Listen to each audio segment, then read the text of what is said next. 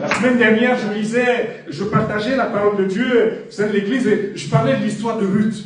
Voyez, cette famille qui est de la famille de Juda, qui a quitté Bethléem, qui a quitté son héritage, qui a fait ce choix, Elimelech, pour aller se retrouver dans le pays de Moab. Ils sont restés près de 10 ans, ils étaient venus pour un séjour court, et puis au final, ce séjour court s'est transformé en un séjour où finalement, ils ont habité là, ils sont restés là. Et la Bible dit que Elimelech est mort. Ses 3 enfants, ses 2 enfants, garçons sont morts. Ils étaient là, comme dans une détresse. Et la Bible dit que Naomi a entendu une bonne nouvelle.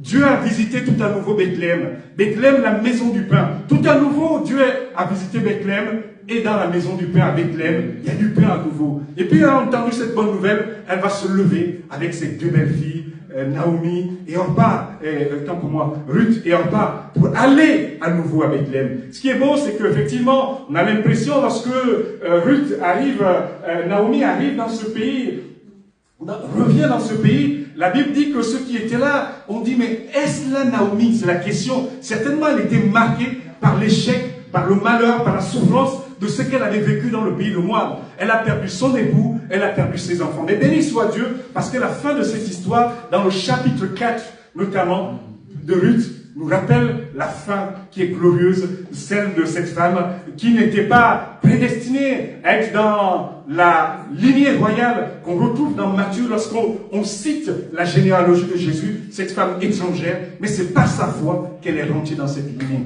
Béni soit le Seigneur, parce que cette histoire qui était triste, cette femme marquée par l'échec, par la souffrance, par la douleur, a entendu cette bonne nouvelle. Dieu a visité tout un nouveau Bethléem, et puis elle va pouvoir se lever pour y aller. Et béni soit Dieu, parce qu'au final, sa vie, sa destinée va changer. Et je crois ce matin que si quelqu'un vit et passe par quelques épreuves, par quelques difficultés, ce Dieu de grâce, de miséricorde est encore là pour te faire du bien, pour te relever.